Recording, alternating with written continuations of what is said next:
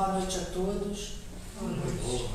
Vamos dar início a mais um estudo na nossa casa, na noite de hoje, lendo o livro Fonte Viva, de Chico Xavier, pelo Espírito de Emmanuel, e a página é Ausentes.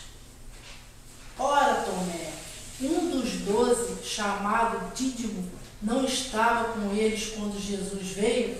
João 20, 24. Tomé, descontente, reclamando provas por não haver testemunhado a primeira visita de Jesus depois da morte, criou um símbolo para todos os aprendizes despreocupados de suas obrigações. Ocorreu ao discípulo ausente o que acontece a qualquer trabalhador distante do dever que lhe cabe. A edificação espiritual, com as suas bênçãos de luz, é igualmente um curso educativo.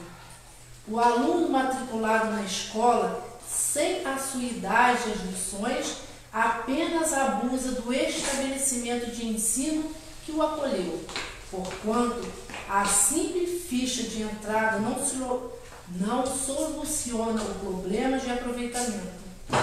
Sem o domínio do alfabeto, não alcançará a silabação.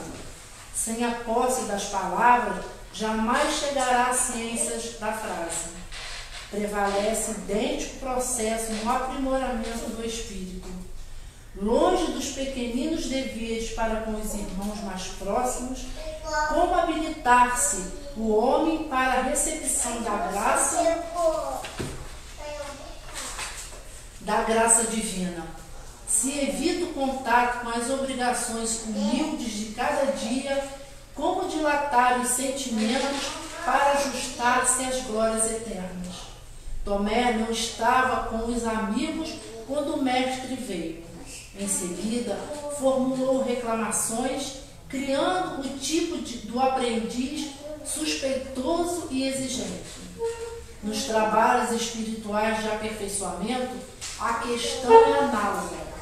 Matricula-se o companheiro na escola da vida superior. Entretanto, em vez de consagrar-se ao serviço das lições de cada dia, revela-se apenas mero candidato a vantagens imediatas. Em geral, nunca se encontra ao lado dos demais servidores quando Jesus vem. Logo após, reclama e desespera. A lógica, no entanto, jamais abandona o caminho reto. Quem desejar a bênção divina, trabalhe por merecê-la. O aprendiz ausente da aula não pode reclamar benefícios decorrentes da lição. E assim, Senhor Jesus, nós te agradecemos por nos encontrarmos, Senhor, aqui, neste momento, envolvidos pela espiritualidade, para mais uma noite de estudo e de reflexão. Que possamos, Senhor, no decorrer do estudo, que nós possamos ir nos refletindo, compreendendo e entendendo melhor as lições do Mestre Jesus.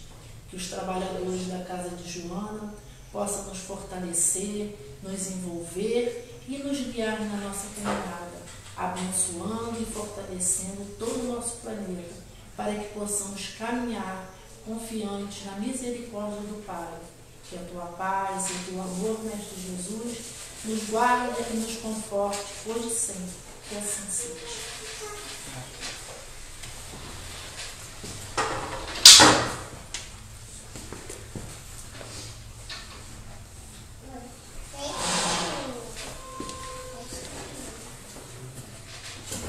Boa noite a todos, aos nossos amigos que também nos acompanham no Face, né? Estamos transmitindo a palestra, nessa oportunidade de estarmos reunidos hoje.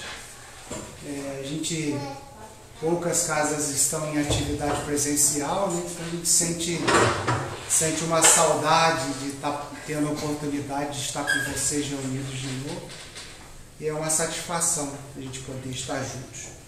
O tema proposto hoje é do livro Pão Nosso. Ele é o item 148, está na página 148, o item é 137, que tem como título Inimigos. que começa com uma citação de Lucas. Amai, pois, os vossos inimigos.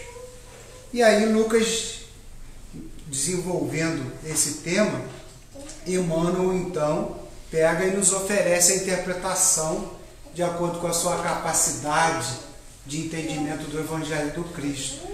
Eu vou fazer uma leitura e depois então a gente vai tentar desenvolver junto a proposta dos comentários do Emmanuel, tá? Então ele diz assim: a afirmativa do Mestre Divino merece meditação em toda parte. Naturalmente que a recomendação quanto ao amor aos inimigos pede análise especial. A multidão em geral não traduz o verbo amar senão pelas atividades cariciosas. Para que um homem demonstre capacidade afetiva ante aos olhos vulgares, precisará movimentar imenso cabedal de palavras e atitude ternas. Quando sabemos que o amor pode resplandecer no coração das criaturas sem qualquer exteriorização superficial. Porque o Pai nos confira experiências laboriosas e rudes na terra ou noutros mundos, não lhe podemos atribuir qualquer negação de amor. No terreno a que se reporta o amigo divino, é justo nos detenhamos em legítimas ponderações, onde há luta, há antagonismo, revelando a existência de circunstâncias com as quais não seria lícito concordar em se tratando do bem comum. Quando o Senhor nos aconselhou a amar os inimigos, não exigiu aplausos aos que rouba, destrói deliberadamente, nem mandou multiplicarmos as asas da perversidade ou da má-fé.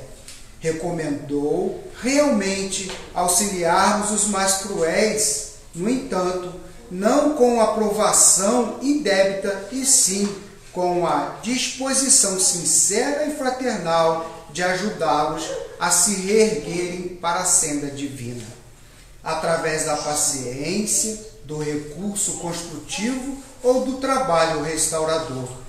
O Mestre, acima de tudo, preocupou-se em perseverarmos contra o veneno do ódio, evitando-nos a queda em disputas inferiores, inúteis ou desastrosas. Ama, pois, os que se mostram contrários ao teu coração, amparando fraternalmente com todas as possibilidades de socorro ao teu alcance, convicto de que semelhante medida te livrará do calamitoso duelo do mal contra o mal. Esse final, então, o mal contra o mal, abre já para a gente um leque de reflexões sobre essa questão desse conceito sobre inimigos.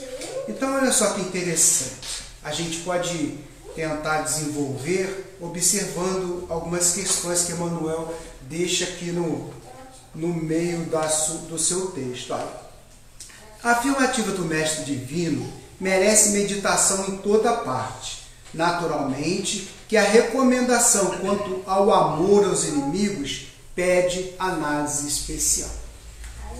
Então a gente poderia começar tentando conceituar, porque quando a gente fala assim uma palavra amor, eu tenho certeza que se eu perguntasse a cada um de nós que estamos aqui, o que é amor? Cada um teria um conceito, cada um teria um entendimento. E aí nem sempre o que é amor para mim é para o outro. Ou às vezes uma coisa que eu perdoo e considero, o outro não releva. E a gente vai observar então que o nosso entendimento às vezes sempre é bastante relativo, bastante limitado. O que nós temos aprendido com a doutrina espírita é que o amor de Deus, o amor divino, é a soma de todas as virtudes, porque Deus é perfeito, Deus é a plenitude, Deus é o mais alto grau de todos os valores que nós podemos compreender enquanto humanidade. Então, quando a gente pensa em Deus, em amor de Deus, nesse sentimento elevado, nós não podemos, com isso, vir a esse entendimento do amor que nós temos nominal, como o Emmanuel aqui cita. Quando a gente fala de amor, a gente pensa em carícias, em afetos, né? Em sentimentos outros, de palavras doces, carinhosas. Mas um pai, quando está repreendendo o seu filho, chamando a atenção dele com palavras duras e firmes, é uma demonstração de amor e de afeto, não é verdade? E ali, naquele momento, o pai está usando de uma virtude, que é a disciplina, para orientar o seu filho. Então, o que a gente consegue parar e perceber que o amor que o Cristo se refere não é um amor humano, um amor mundano, esse amor que a gente tende a entender quando usamos a palavra amor. Mas ele fala amor como essa plenitude de todas as virtudes, de todos os valores mais elevados do sentimento humano. E a gente percebe isso. Por quê? Às vezes uma pessoa que apresenta uma virtude qualquer, seja ela qualquer, uma pessoa faz alguma coisa que nos agrada. As virtudes nos agradam. Quando alguém faz alguma coisa virtuosa perto da gente, a gente tem uma consideração especial para aquela pessoa, pelo aquele gesto virtuoso. E às vezes a gente fala assim, fulano é um amorzinho, não é? Por quê? Naquele momento, a gente não se referenciou ao amor no sentido da palavra humana, material, mas a gente se referenciou a uma virtude que aquela pessoa usou e que demonstrou para a gente a elevação, o sentimento que a virtude está associado ao amor. Tanto, se a gente vê uma pessoa, por exemplo, impaciente, intolerante, a gente não consegue dizer que ela é uma pessoa, que ela é um amorzinho. Por quê? Porque a gente não associa esse sentimento de amor, essa virtude, às nossas imperfeições. Então, isso é bastante importante. Nós precisamos começar a entender os valores divinos, os valores superiores e os valores humanos. Por isso que Emmanuel nos chama a atenção, dizendo que a gente precisa fazer uma análise muito especial, para que a gente não incorra em erro. A multidão em geral não traduz o verbo amar senão pelas atividades cariciosas. Então é o que Emmanuel está falando. O nosso referencial de amor ainda está muito relacionado a essas questões do relacionamento conjugal, da vida a dois, da vida com a família, com o filho, da prole. Então, sempre com uma relação cariciosa, né? Esse tipo de relacionamento.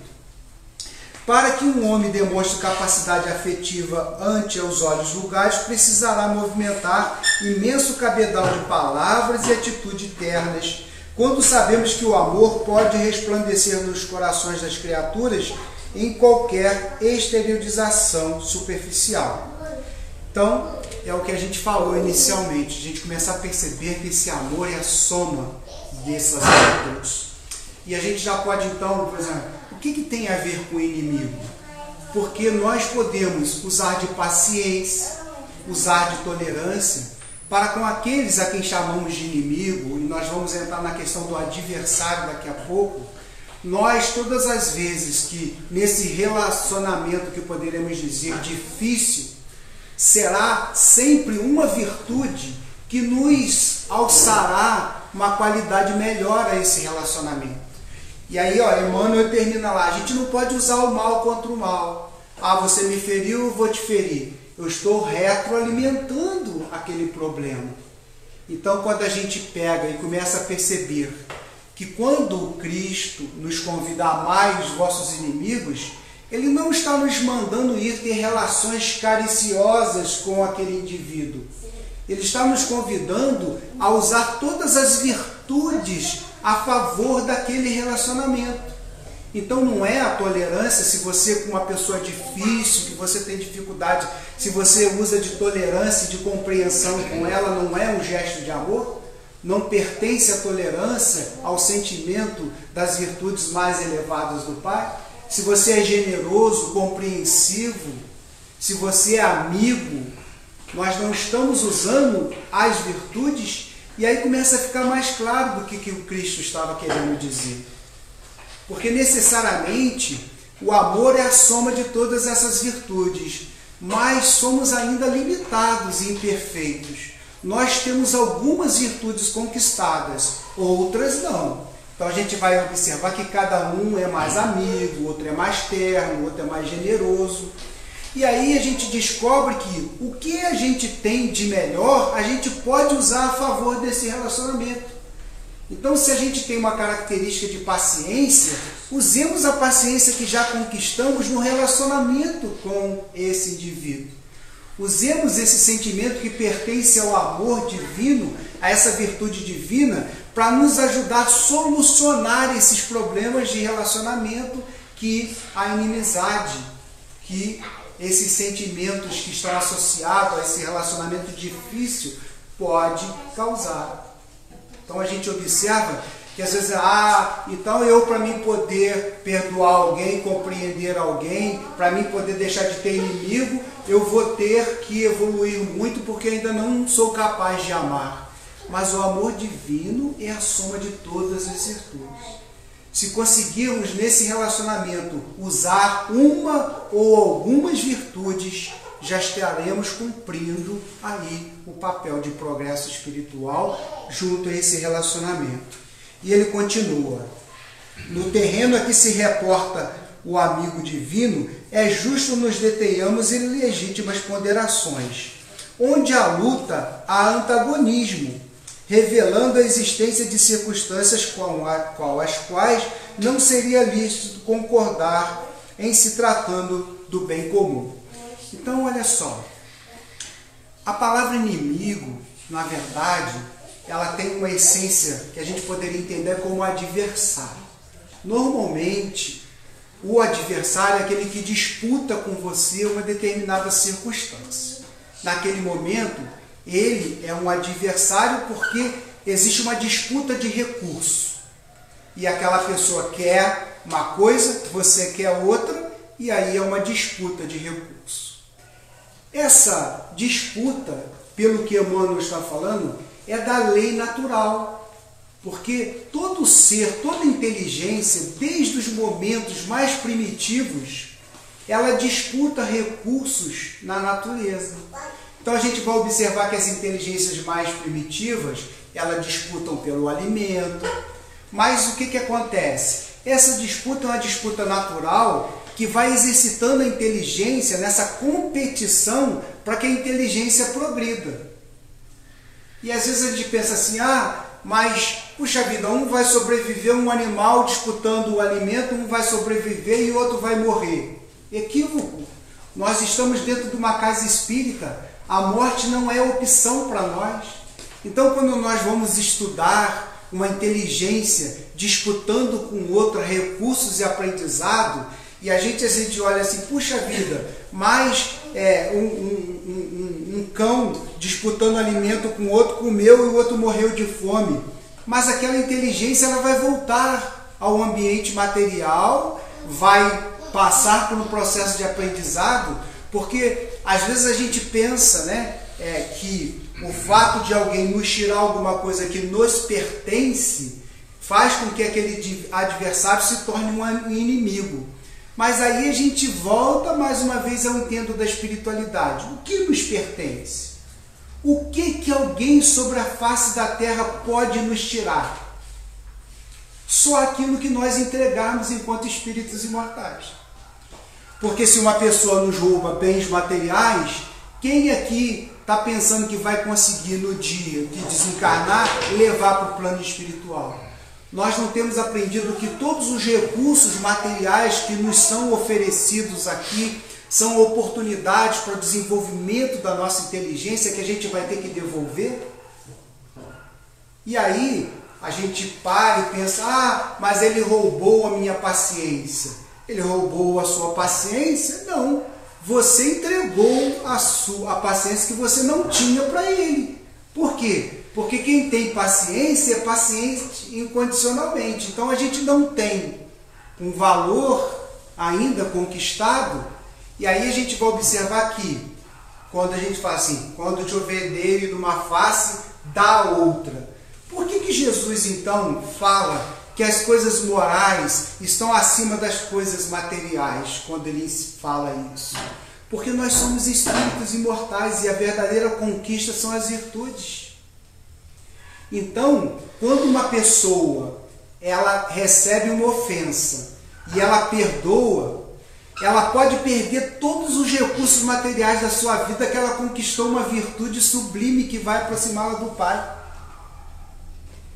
Então, o que acontece? A conquista das virtudes, dos valores que a vida vai nos experimentando, é que nos aproxima do Pai.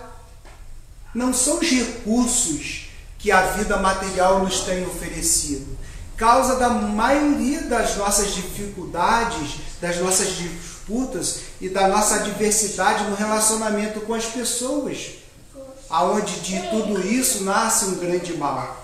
Porque, mas fulano é mal, me prejudicou. Mas a gente vai observar que ela nunca diz assim, mas o que você fez para que ele realmente atingisse aquela condição?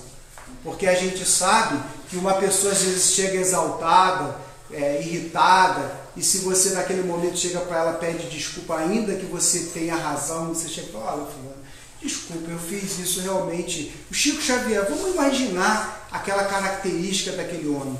Qualquer criatura se dobrava diante daquela atitude virtuosa. Aquela mulher que cuspiu no rosto do Chico, o Chico pegou o lenço, limpou o rosto e falou para ela, né? Obrigado, minha irmã, eu merecia isso. Né? Então, naquele momento, o que a gente começa a parar e perceber? Nós nos fixamos em conquistas e disputa, em valores, em cima de coisas transitórias e passageiras. Mas as coisas que nos são importantes, que são as conquistas das virtudes, a gente deixa passar em branco. E aí a gente vai perceber que o inimigo é um ser importantíssimo nos nossos relacionamentos, porque é ele que vai tirar de nós a essência dos nossos comportamentos mais verdadeiros. Porque aquela pessoa que chega, queridinho, amiguinho, ela sempre te leva para o melhor de você. Mas as pessoas que nós temos dificuldade, os que chamamos inimigos, nos levam ao nosso pior. E é interessante irmos ao nosso pior? Sim, por quê? Nós estamos numa escola de espiritualidade que é a vida, na conquista das virtudes. Como eu vou me tornar paciente se alguém não me convidar a exercitar esse sentimento? Como? Então a gente começa a parar e observar esse verdadeiro entendimento do que o Cristo cita e nos chama a atenção, aonde Emmanuel fala para a gente sobre entendermos essas questões do antagonismo. Né? Então vai haver diferenças, vai haver disputas.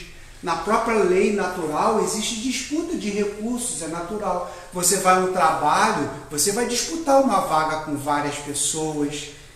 Aí você não vai conseguir o trabalho, o outro vai passar, e você vai ver que ele estudou mais, tirou nota melhor. E qual é a lição que fica para você?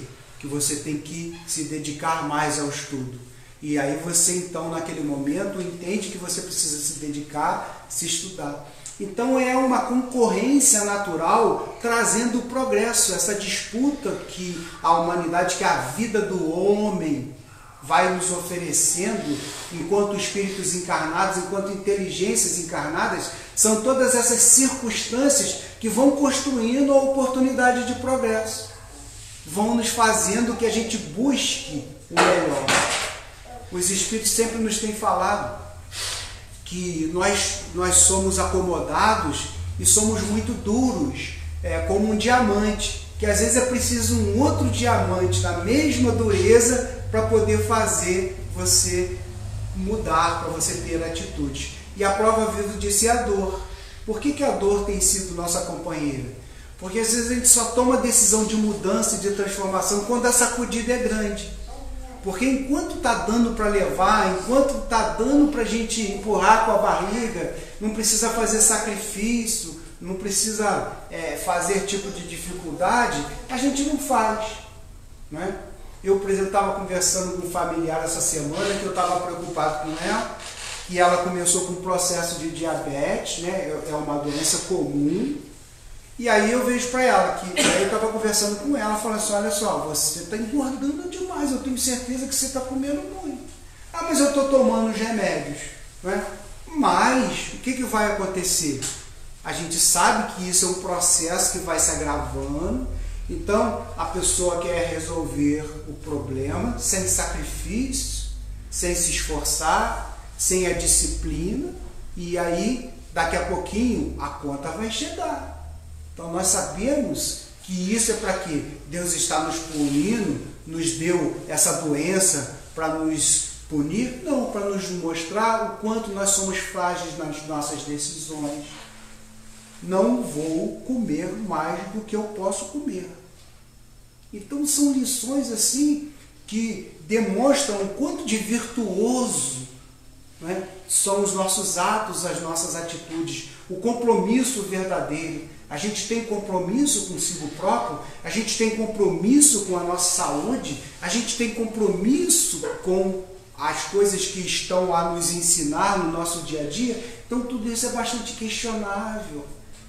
E por isso o Cristo nos chama a atenção quanto a tudo isso.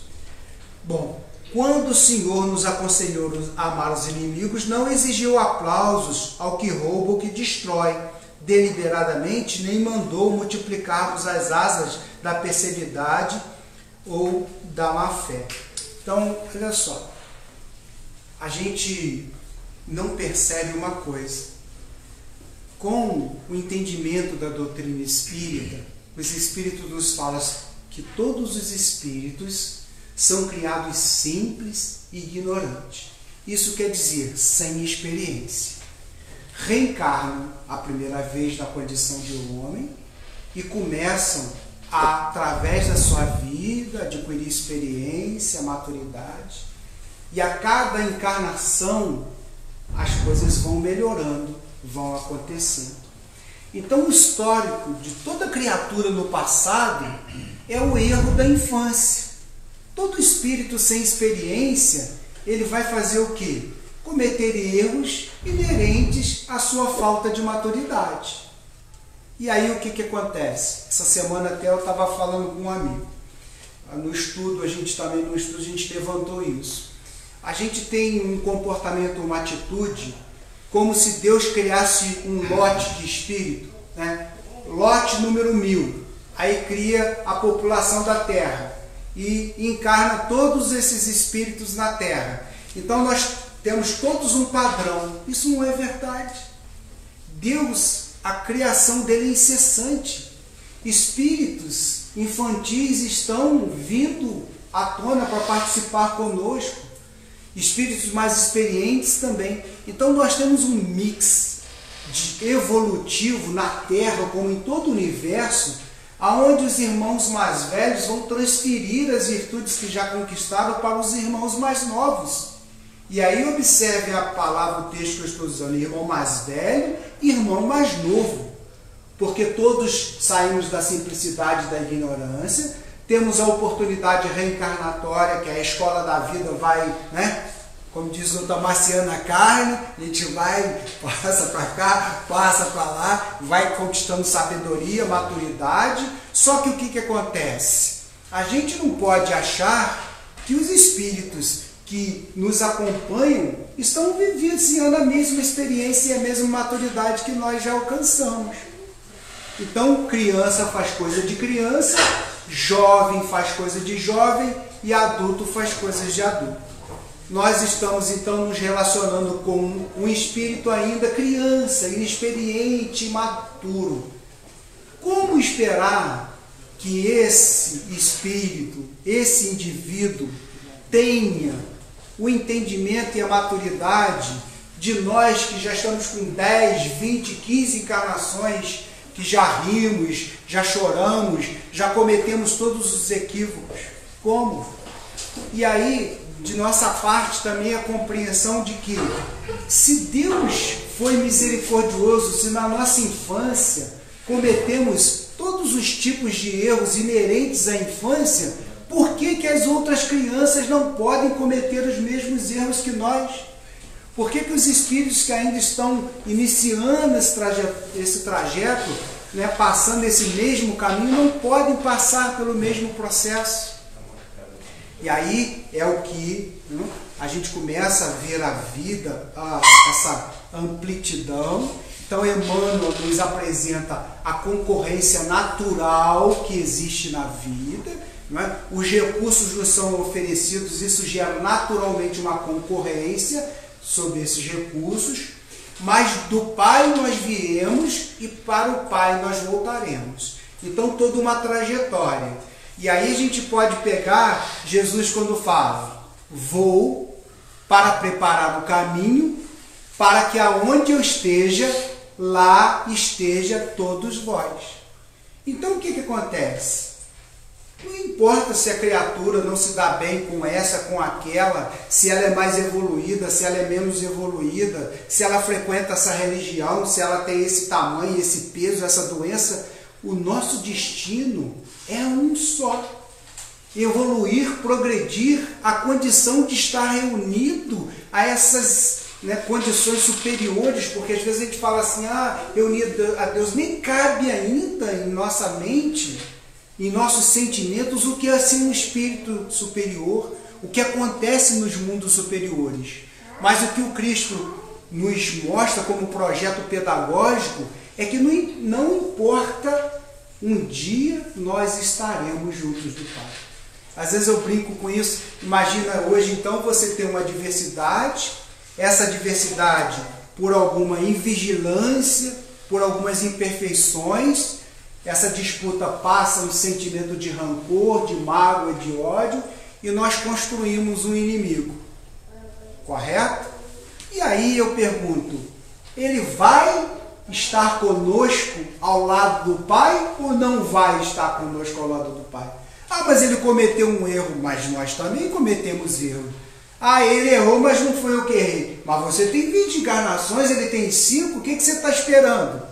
Que ele tenha a mesma maturidade espiritual? Então o Pai vai considerar de acordo com a capacidade de cada espírito, a cada um segundo as suas obras. Então imagina nós na condição de superiores, eu e a Thelma fomos um grande inimigos, nos detestamos, nos odiamos, aí agora na condição de espíritos superiores, um do lado do outro, a gente vai observar que o Pai é o mesmo, a proposta do Pai é a mesma, estamos caminhando todo para o mesmo lugar.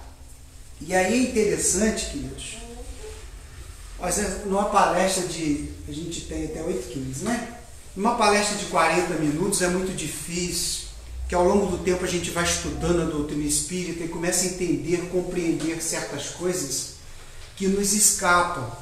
Às vezes a gente quer pegar e quer passar isso que a gente aprendeu, que a gente entendeu com o entendimento da doutrina espírita, mas nos foge até recurso, nos foge condição.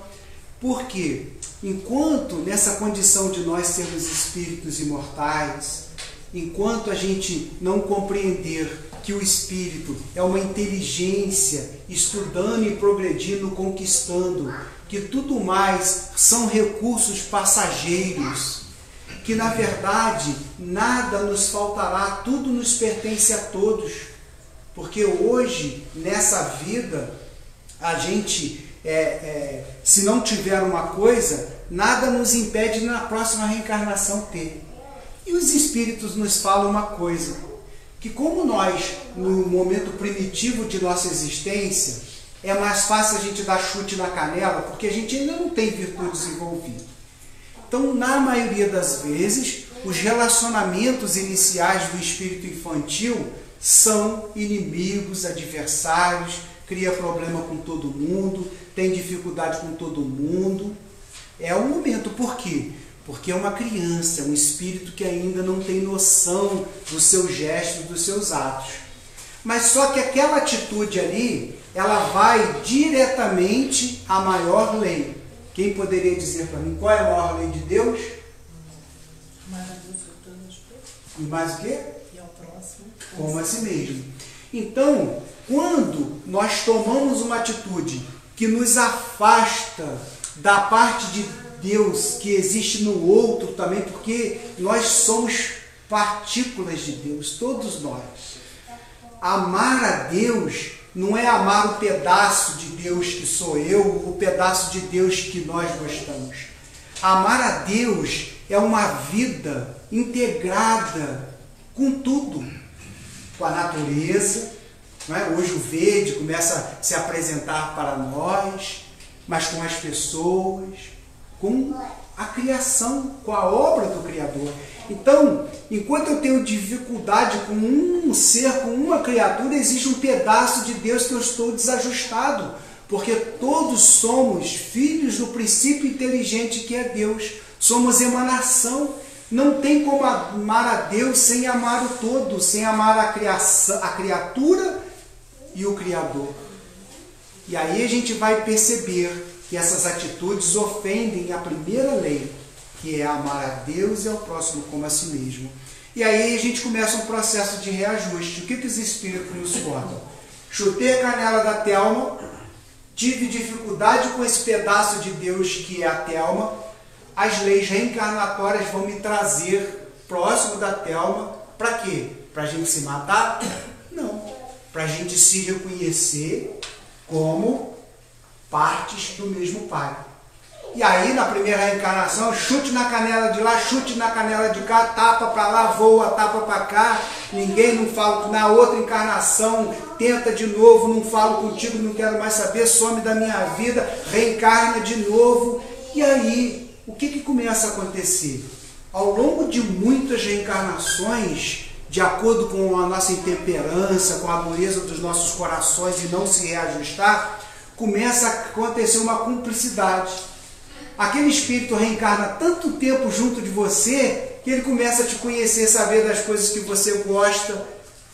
Você começa a ficar íntimo daquela outra inteligência. E aí, aos poucos, aquela coisa do relacionamento assim, puxa vida, tem dia que dá vontade de matar minha esposa, mas tadinha, a gente já está junto tanto tempo, né? Então, o que vai acontecendo? Aquele respeito, aquela cumplicidade, aquela coisa de estar junto, aquela parceria, começa a se tornar mais forte e você começa a não rejeitar aquela outra. Até que aí, o que Emmanuel está falando aqui, até que o amor nasça, até que o amor aconteça. Aí chega um dia que você observa que aquela criatura está tanto tempo junto de você, que você já começa a ter por ela uma certa consideração. Eu lembro do meu irmão, quando jovem, um primo meu maior estava fazendo uma covardia comigo, era molecote ainda, me batendo. Eu não me entendia muito bem com meu irmão, mas quando meu primo foi me bater, eu falei, não bate não, que o irmão é meu, né? Então, é dessa cumplicidade que a gente vai percebendo. Às vezes, né? Ah, puxa vida, meu pai não é assim, no seu, mas é meu pai. É meu pai. E aí cria, e daqui a pouco o amor ele começa a acontecer naturalmente, porque as virtudes elas vão chegando, a gente vai ficando mais maduro. Estando mais maduro, as virtudes vão se apoderar e a gente vai ser mais virtuoso com o outro, porque a virtude começou a se apoderar da gente. E dali nasce um grande amor. Então os espíritos, o que eu disse para vocês, que a gente aprende coisas com a espiritualidade que às vezes quer contar. Os espíritos nos dizem que os grandes amores de nossas vidas nascem dessa cumplicidade ao longo de muito tempo. Porque ninguém nasce um santo. Então ninguém começa amorzinho para lá, amorzinho para cá. É da nossa natureza imperfeita ainda criar erros, mas o tempo é a nosso favor. Essa cumplicidade da experiência, da vivência é muito importante. E aí, mais uma vez, quando Cristo fala, amai os vossos inimigos, traga virtudes para os seus relacionamentos com aqueles que você tem dificuldade. E essas virtudes, com o tempo, vai te ajudar a esquecer, vai te ajudar a dissolver esses miasmas. Não adianta afastar do seu coração as pessoas que você acha que nesse momento não quer, porque ela é parte de Deus como você. Ela é um pedaço de Deus. E você só vai estar integrado com Deus quando todas as partes do Pai estiverem integradas com você. Quando você olhar para todas as pessoas, independente se ela é uma pessoa agitada, se ela é grossa, se ela é áspera, é uma parcela de Deus, que as leis divinas vão fazer com que o tempo lhe ofereça o aprimoramento e as virtudes de que ela necessita para poder crescer e prosperar. Então vejam, queridos, que às vezes a gente... tudo depende de como a gente encara as coisas, né? Tudo depende de como nós estamos olhando. Então, quando o próprio Cristo nos fala, meu pai falava uma coisa, às vezes quando a gente tinha algum desentendimento, e aí às vezes eu chamava a atenção dele, fazia alguma crítica dele, ele falava para mim assim: feliz sou eu que sou criticado, porque um dia saberei me governar. Aí eu falo assim, danado, ele não dá o braço a torcer, mas ele faz para mim. Hoje, parando, são palavras muito sábias, né?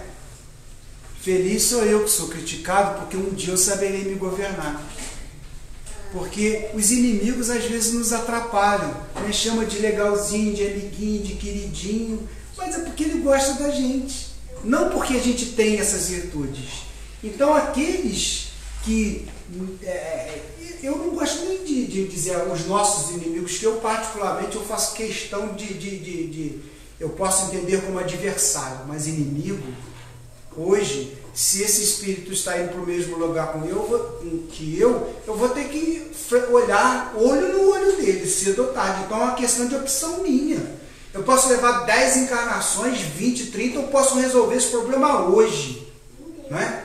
Eu posso desfazer essa inimizade, esse entendimento, usando de virtude, de respeito para com ele, e não importa se ele vai me entender a atitude, porque eu tenho que viver o meu momento evolutivo e ele tem que viver o dele. E é isso que os espíritos nos têm ensinado. Então a justificativa da ação do outro não justifica a nossa, porque você pode ter muito mais encarnações do que ele, e a lei de Deus vai ser mais rigorosa com você do que com ele. E aí a gente vai parar e vai observar que essas pessoas que nos apontam o dedo acusador, o que a gente precisa parar e observar é o quanto aquilo dali pode nos nortear para que a gente possa melhorar. Porque o erro, esse mal, é falta de virtude. E quando alguém nos sinaliza que está faltando uma virtude em nós, ela está nos dizendo assim, olha, está faltando essa virtude. E ela está dizendo assim, é isso que falta para você chegar a Deus. Por quê? Como nós vamos chegar a Deus, ser espíritos superiores? Na posse de todas as virtudes. Então, quando uma pessoa sinaliza para a gente a ausência de uma virtude, porque normalmente ele vai olhar o que a gente tem de pior para usar contra a gente. É uma grande ajuda. Porque às vezes a gente se acha sempre, né? A gente sempre não tem defeito, não tem problema nenhum. E quando alguém nos aponta o dedo, ele está sendo um grande amigo, dizendo assim, olha só como você é indiferente, como você é frio, como você é insensato, como você é grosso, como você é áspero, não é? Aí naquele momento eu vou ficar chateado com uma pessoa que está me mostrando as minhas imperfeições para que eu possa me nortear para me tornar um espírito superior. Porque se eu perceber a dica que ela está me dando e usar isso a meu favor, eu vou prosperar mais rápido. Então, no fundo, é um grande amigo que está nos fazendo bem de nos mostrar as nossas próprias imperfeições. Então, queridos, eu acredito que deu para a gente perceber, né, a importância da gente entender Deus como um todo, né? Quando a gente fala de Deus, a gente precisa compreender que é muito mais do que uma questão de Deus único, de paternidade, de um único Deus, é uma questão da gente se compreender num todo, sabe? Somos todos um pedaço, uma parte de tudo isso. Então não há como desconsiderar o outro pedaço, porque nós só estaremos integrados ao todo quando nós respeitarmos e considerarmos o todo. E Emmanuel que diz, considerar o todo não é concordar necessariamente com os erros, ou bater palma para as coisas erradas, mas se você está vendo alguma coisa errada, você trancar ela, alguém fez alguma coisa contra mim, vou lá, vou processar ela, vou trancar ela na cadeia e ela vai ficar pagando, sofrendo lá os seus erros. Não é verdade? Está pagando os erros que ela cometeu. Aonde está a misericórdia? Aonde está a virtude da misericórdia da nossa vida? Aquele pedaço de Deus precisa de orientação. Aquele pedaço de Deus precisa de um norte. Já que você compreende o que é misericórdia, se você é virtuoso, você não tem que condená-lo, senão segurar na mão dele e ajudá-lo. Para a gente encerrar, às vezes as intuições vêm, a gente vai lembrando. Então, uma atitude que a gente tem que ter muito percepção é aquela coisa do não falo com o outro, não me dou com o outro, me distancio. Porque normalmente essas pessoas é que precisam de nossa atenção. A criatura não é o problema é a imperfeição. Então aquele irmão difícil que você tem, o problema não é ele é seu irmão. Além da carne, ele é seu irmão. O problema é a imperfeição que ele está vivenciando. E você parar de falar, você se afastar dele, você está ajudando ele a progredir espiritualmente? Você está aprendendo alguma virtude fazendo isso? Não está. Então pensemos, querido. Amai, pois, os vossos inimigos. Jesus nos abençoe a todos.